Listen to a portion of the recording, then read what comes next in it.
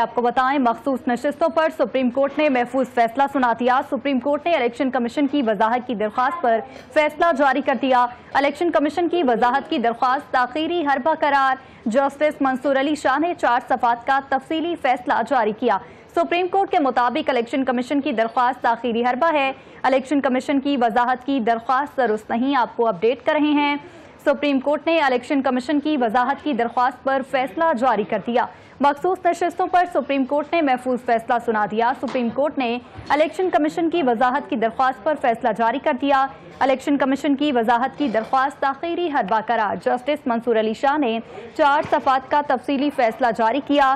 Supreme court के मुताबिक election commission की दरख्वास्त ताखीरी हरबा है। इलेक्शन कमीशन की वजाहत की दरख्वास्त दुरुस्त नहीं।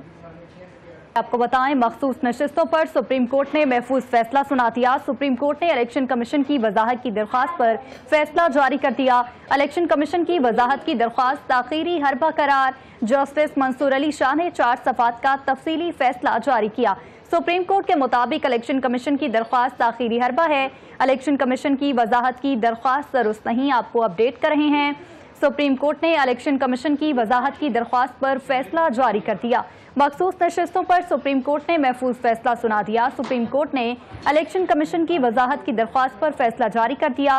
इलेक्शन कमीशन की वजाहत की दरख्वास्त ताखीरी हरबा करार। जस्टिस मंसूर अली शाह ने 4 सफ़ात का तफसीली फैसला जारी किया।